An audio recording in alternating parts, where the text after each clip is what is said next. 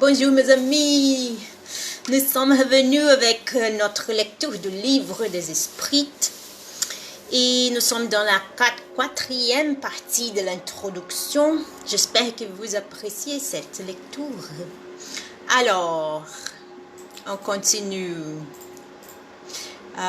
Si les phénomènes qui nous occupent se fussent bornés au mouvement des objets, il serait resté comme nous l'avons dit dans les domaines de sciences physiques. Mais il n'est point ainsi. Il leur était donné de nous mettre sous la voie des faits d'un ordre étrange. On crut découvrir. Nous ne savons pas quelle initiative, quelle impulsion donnée aux objets n'était pas seulement le produit d'une force mécanique aveugle, mais qu'il y avait dans ces mouvements l'intervention d'une cause intelligente. Cette voie, une fois ouverte, c'était un champ tout nouveau d'observation. C'était des voiles levés sur bien des mystères. Y a-t-il en effet une puissance intelligente? Question. On impose question. Telle est la question. Si cette puissance existe, quelle est-elle? Quelle est sa nature, son origine? Est-elle au-dessous de l'humanité?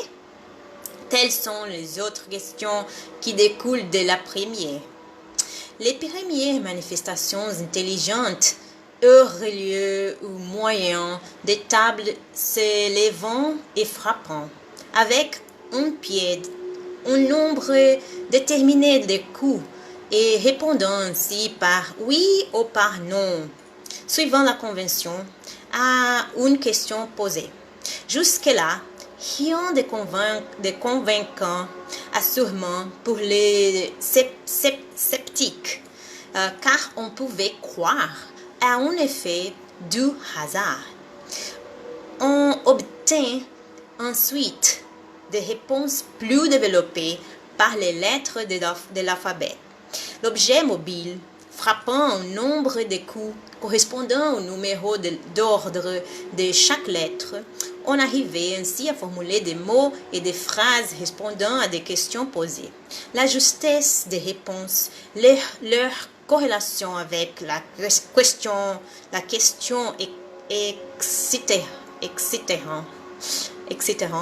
l'étonnement, l'être mystérieux qui répondait ainsi, interrogé sur sa nature, déclara qu'il était esprit au génie, se donna un nom et fournit divers renseignements sur son compte. Ceci est une circonstance très importante à noter.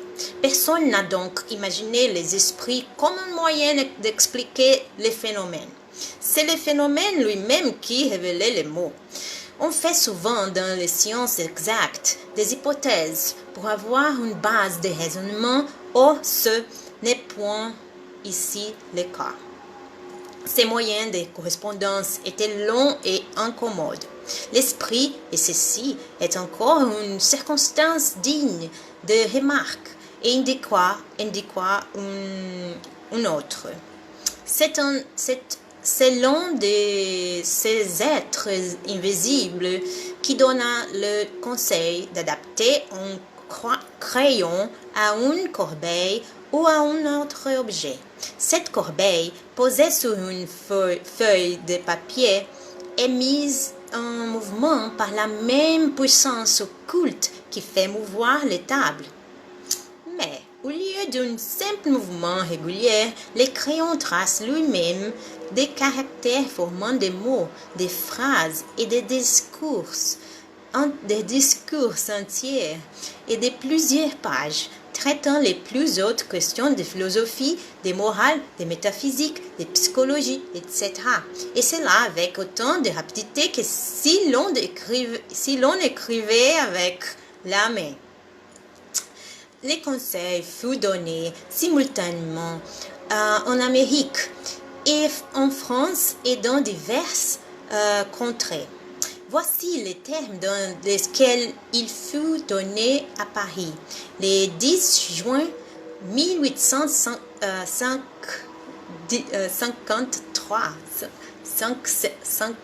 Je me suis oublié de comment parler 50. 5, 10, 3. Je ne sais pas. Allons de plus fervents adeptes de la doctrine qui déjà depuis plusieurs années et de 1885-89, je me rappelle, s'occuper de l'évocation des esprits. Va bien, ça va. Va prendre dans la chambre à côté la petite corbeille, attachez-y un crayon. Place-le sur un papier. Mette le doigt sur les bords. Puis, quelques instants après, la corbeille s'est mise en mouvement et le crayon a écrit très lisiblement cette phrase. Ce que je vous dis là, je vous défends expressement de le dire à personne. La première fois que j'écrirai mieux. L'objet auquel on adapte le crayon n'était qu'un instrument. Sa nature et sa forme sont complètement différentes.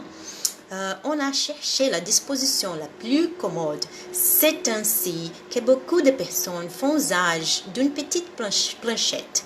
La corbeille ou la planchette ne peut être mise en mouvement que sous l'influence de certaines personnes douées à cet égard d'une puissance spéciale et que l'on désigne sous le nom de médiums, c'est-à-dire milieu ou des intermédiaires entre les esprits et les hommes. Les conditions qui donnent cette puissance spéciale tiennent à des causes tout à la fois physiques et morales encore imparfaitement connues, car on trouve des médiums de tout âge, de tout sexe et dans tous les degrés de développement intellectuel. Cette faculté du reste se développe par l'exercice. Plus tard, on finit par ça va. C'est fini, mes amis. J'espère que vous aimez cette lecture-là et à la prochaine. Bisous.